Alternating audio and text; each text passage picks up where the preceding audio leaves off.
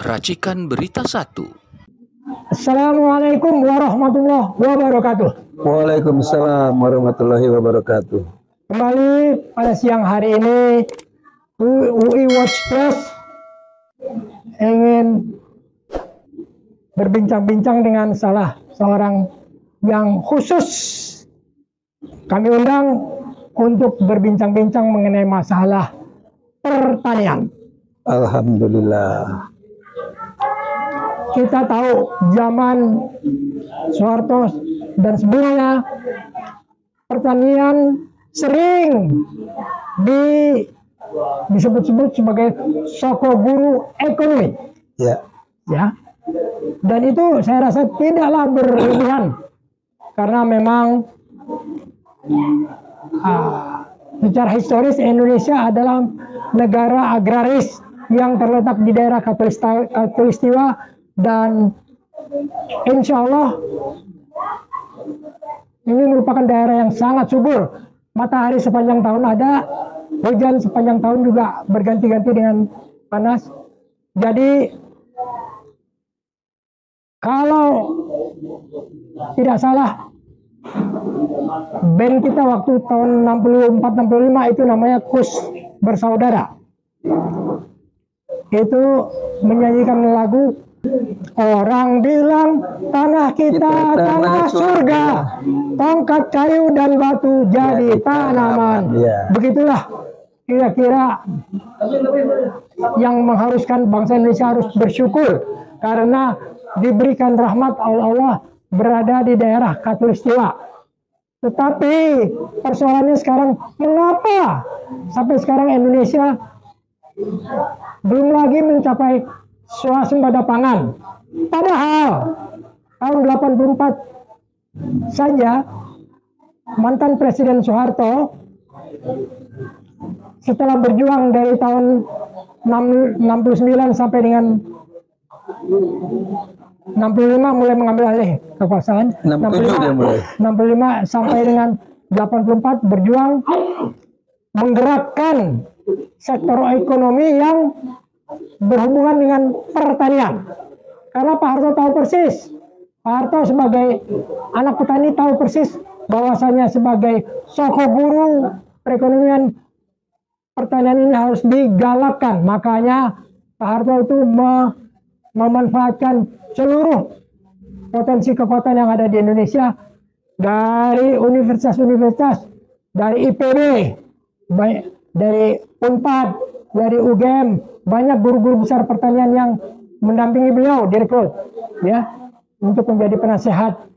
Ditambah lagi dengan konsep Bulog diciptakan untuk mendukung konsep pertanian ini supaya berhasil, all out, jangan tanggung-tanggung. Ditambah lagi dengan gerakan koperasi, dimulai lagi dengan koperasi unit desa, KUD.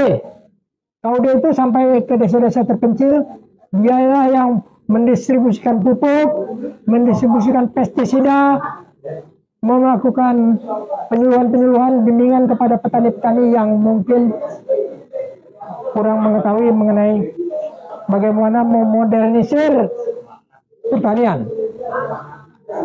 Nah, jadi alhamdulillah siang ini kita mendapatkan kehormatan, mendapatkan tamu seorang yang berpendidikan teknik pertanian, teman kita yaitu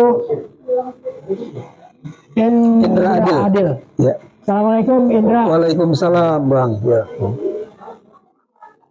Siang ini kita akan berbincang-bincang dengan Bung Indra Adil untuk membongkar atau mencari tahu mengapa hal yang sudah pernah dicapai oleh Pak Harto, swasembada beras, tiba-tiba sekarang enggak jauh dari swasembada beras. Saya sangat kecewa dengan pernyataan Dr. Sri Mulyani yang waktu di TV dia mengatakan Indonesia insya Allah akan mencapai swasembada pangan 1 tahun lagi. Pertanyaan saya sebagai orang yang belajar ekonomi, how How do you do that? Bagaimana kamu mencapai hal itu? Buat saya itu lebih penting bagi rakyat daripada menelan ngomongan Sri Mulyani mentah-mentah. Ngomongan Sri Mulyani itu hanya pantas untuk orang-orang akademis, tapi untuk rakyat Indonesia banyak yang tidak mengerti swasembada beras bisa dicapai 1 tahun. How? Bagaimana? Jadi sejak dulu di zaman Soeharto dua sektor yang sangat ditakuti oleh rezim, oleh pemerintah, yaitu sektor mencapai swasembada pangan dan mencapai swasembada energi. Karena untuk mencapai swasembada pangan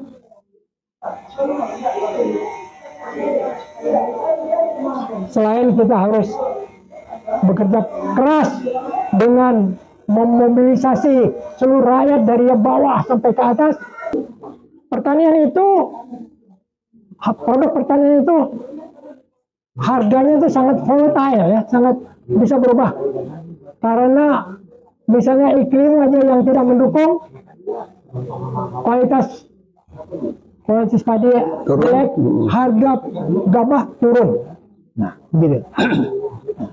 Jadi memang sangat sektor pertanian ini sangat volatile. Dan mengapa juga sektor energi penting bagi rezim? Karena pengalaman-pengalaman yang lalu rezim itu jatuh bangun disebabkan oleh satu dari dua hal ini. Kalau nggak gagal di pertanian, kalau nggak gagal di energi. Kenapa Indonesia sebagai negara kepulauan dengan sistem transportasi yang sangat beragam, untuk kita ketahui saja bahwasanya setiap tahun di Indonesia dikeluarkan 6 juta SIM, surat izin STNK baru oleh Polri. Artinya Indonesia makin dipadati oleh kendaraan-kendaraan bermotor yang disebabkan oleh makin mudahnya orang mendapatkan kredit pinjaman dari bank-bank untuk memiliki kendaraan bermotor. Jadi bahkan dunia pun takut dengan kalau krisis energi ini bisa mengganggu perekonomian global. Barangkali Bung Indra Adil bisa memberikan gambaran secara singkat bagaimana kalau setuju dengan statement Sri Mulyani 1 tahun bisa dicapai, bagaimana menurut pendapat Anda caranya pemerintah itu bisa mencapai swasembada pangan 1 tahun? Silakan Bung Indra. Terima kasih. Assalamualaikum warahmatullahi wabarakatuh. Waalaikumsalam warahmatullahi wabarakatuh. Mungkin banyak dari pemirsa yang mengetahui bahwa saya ini dari Institut Pertanian Bogor, tapi sekarang saya pakai jaket UI Watch. Ini karena memang nggak ada sangkutannya untuk dengan bahwa saya dari UI. Sekalipun sebetulnya IPB itu juga dari UI dulu, Pak. Dulunya. Tahun 63 baru memisahkan diri. Dulu kan Fakultas Pertanian dan juga Fakultas Kedokteran Hewan UI. 63 memisahkan diri menjadi IPB, gitu kan. Fakultas saya sendiri Teknologi Pertanian lahir tahun 64, Bang, setahun setelah itu. Jadi ini memang yang ditanyakan kepada saya ini sebetulnya tema yang cukup menarik. Bagaimana Indonesia bisa mencapai swasembada beras? Dan Sri Mulyani mengatakan dalam 1 tahun. Sekalipun saya melihat, ini memang kalau melihat latar belakang Sri Mulyani, kayaknya juga dia omon-omon. Jadi dia tidak mengerti gitu kan. Sekalipun menurut teoritis saya, memang 1 tahun tuh terlalu riskan untuk bisa dicapai dalam 1 tahun, ya kan?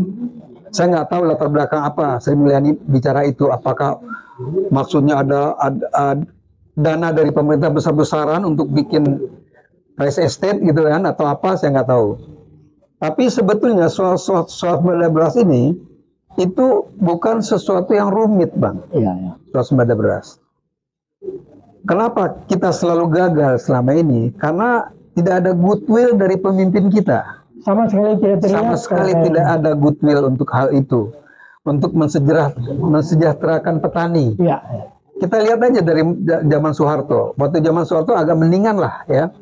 Tapi setelah itu tidak ada perhatian sama sekali. Mereka mengatakan, maksud saya setiap rezim mengatakan bahwa itu ada subsidi melalui pupuk, melalui sarana pertanian yang lain. Tapi sama kita ketahui bahwa subsidi itu tidak sampai kepada petani. Petani tetap seperti yang sekarang ini. Karena begitu banyak level yang menjadi ajang korupsi. Akhirnya sampai ke petani bukan hanya pas-pasan, lebih rendah daripada yang harusnya mereka terima gitu, jauh lebih rendah. Karena sebagian besar dikorupsi. Jadi sebetulnya ini menurut saya pribadi, Bang ya. Soal swasembada beras ini, saya pernah menulis dulu ketika mahasiswa, Bang. Tahun 76. Saya dulu kebetulan bekerja di Pers Kampus, sampai pada pimpinan redaksi Pers Kampus, saya bahkan pimpinan usaha.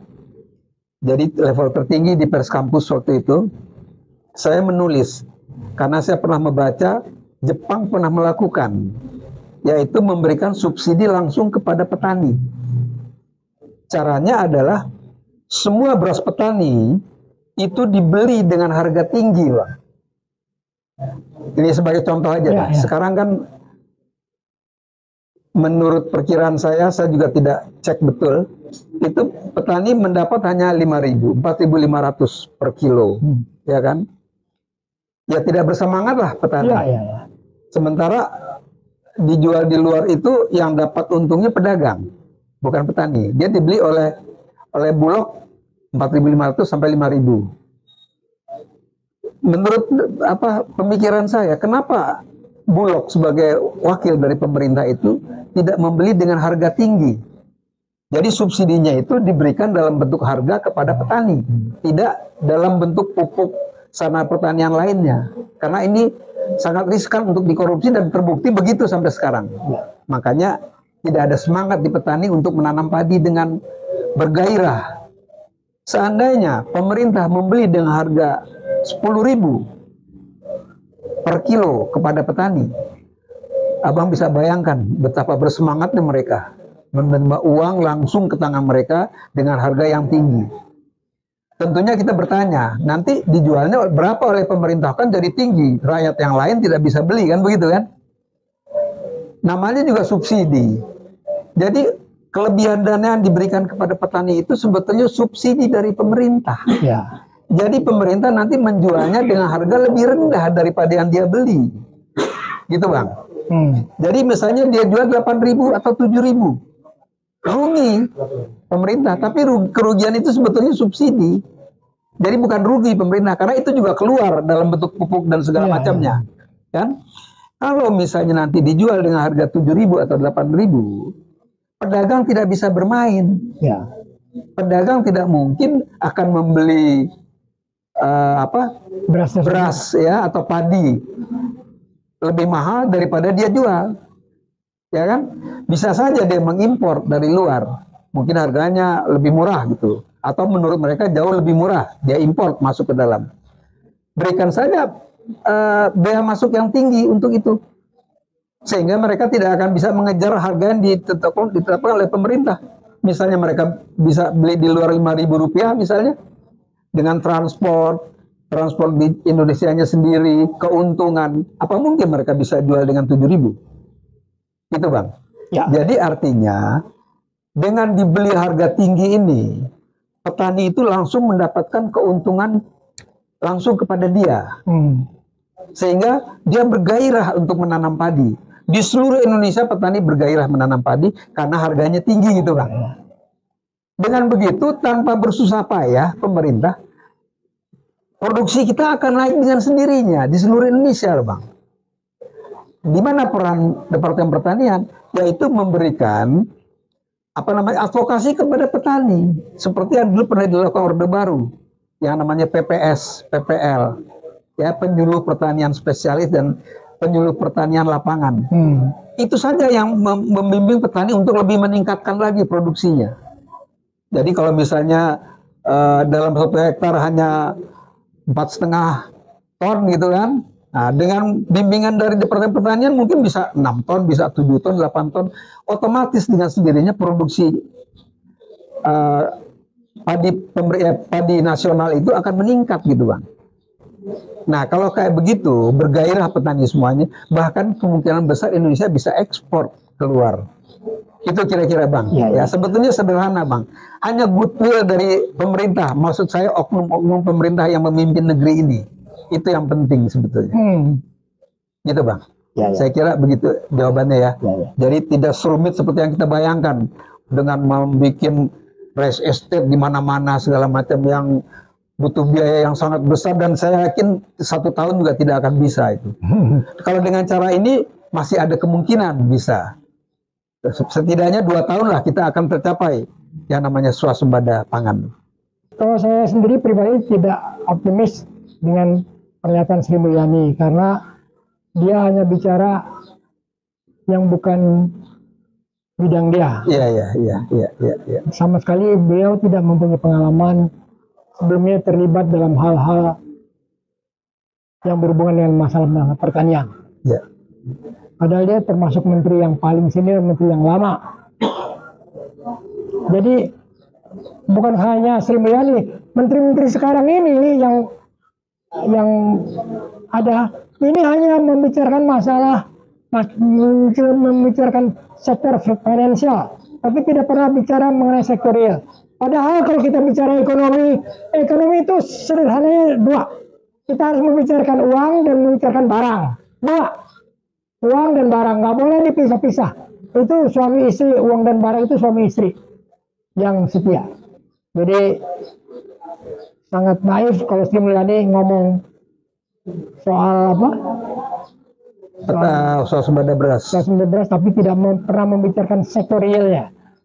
Sektor real ini bagaimana bisa mendongkrak? Sektor real juga beras itu tergantung kepada yang membeli. Kalau yang membeli itu sekarang ini keadaannya lemah, ekonomi Indonesia sejak zaman Jokowi sampai sekarang ini hanya tumbuh di bawah 5%. Artinya ekonomi itu mandek, kalau bahasa saya mandek lah. Jadi bagaimana bisa memberikan kesejahteraan dalam arti upah yang cukup, baik ya, upah yang cukup untuk membiayai kehidupan para karyawan. Dari hari ke hari rakyat Indonesia bisa dikatakan semakin miskin, dan kapan nih miskin sekalinya, kapan? Nggak tahu. Bang, ada satu lagi hal mengenai pertanian yang mungkin bisa saya sumbangkan pemikiran ya.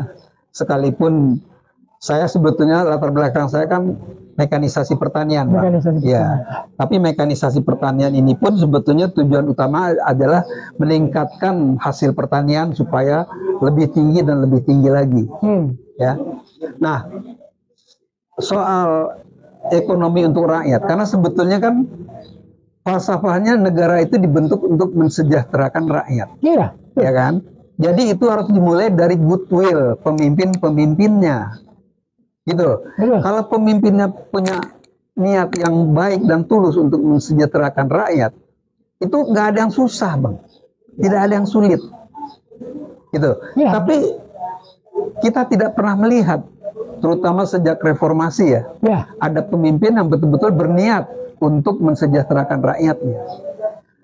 Dan ini mungkin ada pengaruhnya dari Undang-Undang Dasar 45 palsu yang sekarang berjalan. Ya, jadi itu pembahasannya mungkin di lain tempat. Nah, untuk pertanian ini ada satu ide lagi yang bisa diterapkan mungkin oleh pemerintah. Soal bumbu dapur. Soal bumbu dapur, jahe, kunyit, cabai, hal-hal yang kecil-kecil, asem, yang sebetulnya kelihatannya sepele. Tapi sebetulnya pengeluaran untuk bumbu dapur ini kalau kita hitung setiap bulan di seluruh rumah tangga itu bisa triliunan, Bang. Nggak main-main itu. Nah, karena seluruh Indonesia ya, ada bagusnya mungkin Departemen Pertanian menggerakkan minat daripada penduduk yang pernah dilecehkan dulu ide tentang setiap orang menanam bumbu dapur di halamannya masing-masing. Saya pikir itu ide bagus, Bang. Dulu mungkin banyak dilecehkan oleh orang-orangnya dalam bentuk YouTube dan komentar-komentar di medsos, ya kan? Sebetulnya itu ide cemerlang. Kalau pemerintah memberikan peluang untuk ini, lalu memberikan bibit gratis kepada seluruh masyarakat Indonesia, nah itu istilahnya memberikan bibit gratis kepada rakyat Indonesia untuk ditanam di halamannya masing-masing. Tanaman-tanaman itu kemudian mereka juga membimbing bagaimana cara menanamnya, sehingga setiap rakyat itu tidak bergantung lagi kepada dia harus membeli, karena dia sudah bisa menghasilkan sendiri.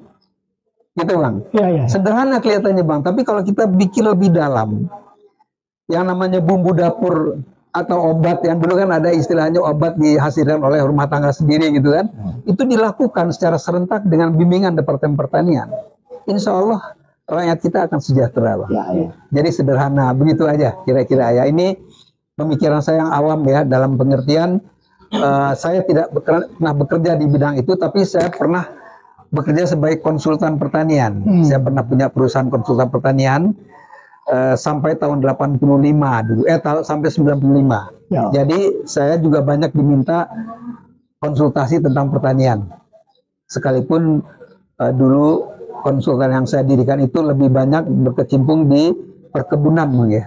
Kelapa sawit, kakao, coklat, karet, itu yang kami buat dulu.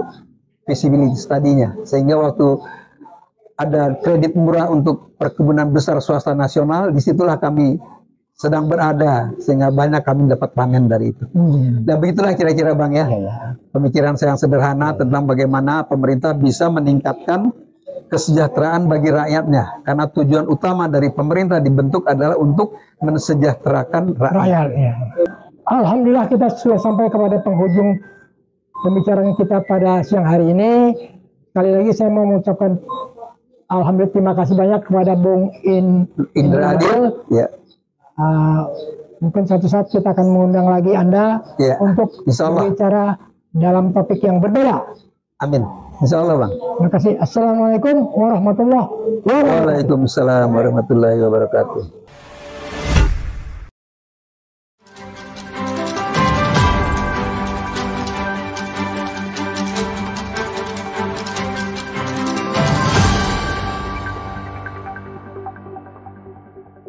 Racikan Berita 1.